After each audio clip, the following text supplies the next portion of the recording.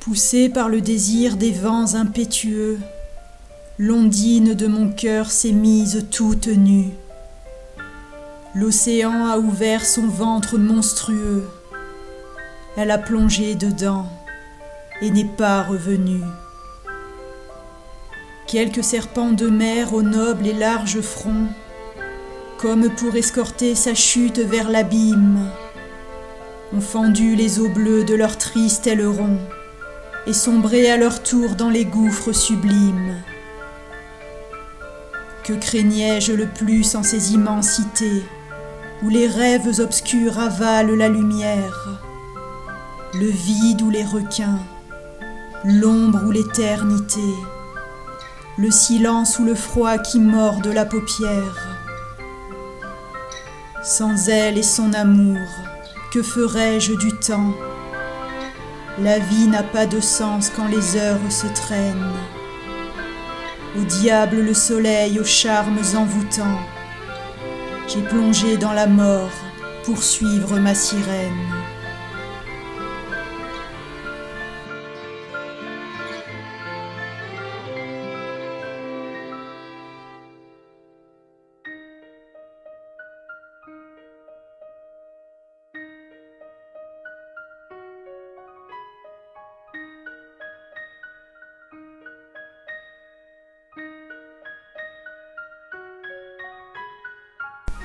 Jusqu'où son sein de neige était-il descendu? Comment la retrouver entourée de ténèbres? Au seuil des mondes noirs, m'avait-elle attendu pour m'offrir son baiser funèbre? Je sentais sur ma peau d'étranges frôlements, des caresses glacées et de douces morsures. Les squales affamés m'étreignaient tendrement, ô délicieuses blessures. C'est alors que des flots opaques du néant, ma beauté, revêtue des écumes anciennes, a surgi pour dompter ces terribles géants et glisser sa main dans la mienne. Loin de tout, dévorant les vastes profondeurs, nos deux corps réunis ont poursuivi leur route, toujours plus bas, remplis d'une nouvelle ardeur, libérés des chaînes du doute.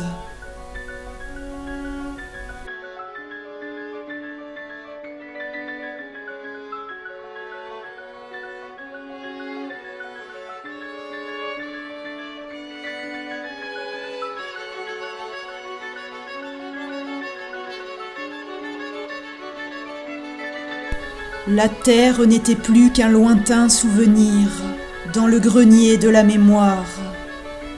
La nuit seule exhibait des lambeaux d'avenir, notre perte et notre victoire. Les siècles, les années, les mortelles saisons, les mots des perfides secondes, glissaient entre nos doigts comme de lourds poisons et s'évanouissaient dans l'onde. Les yeux anéantis par tant d'obscurité, sourdes au chant de la tristesse, la bouche ouverte au sel des grandes vérités, privés des parfums de l'ivresse, poursuivant notre but sans possible retour, vers la surface claire et lisse. Juste par le toucher, nous avons fait l'amour, dans les méandres des abysses.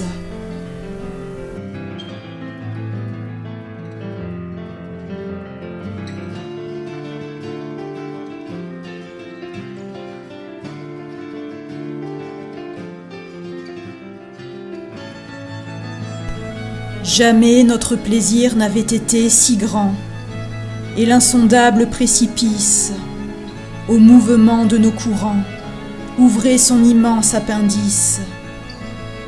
L'ombre nous aspirait en son cœur désolé, encore et encore et encore. Rien ne pouvait plus consoler les peines dorées de l'aurore. Même le revenant et le poisson dragon avaient mis fin à leur voyage. L'océan n'avait pas de fond et la solitude pas d'âge. Autour de nos chairs nues régnait l'inexistant. et aux confins de cet asile, notre amour, sincère pourtant, n'était plus qu'une fleur stérile.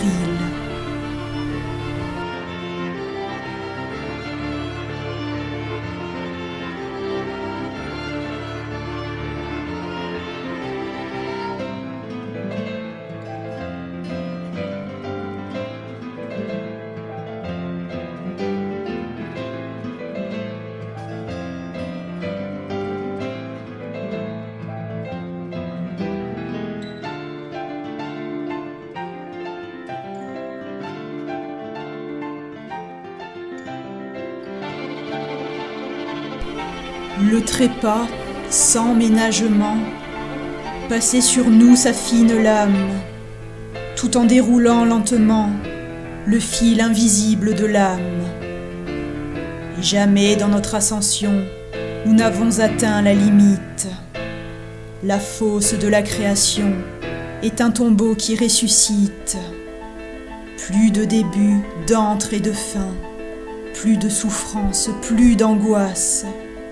Plus de larmes pour les défunts, plus de vers qu'on brûle ou qu'on froisse.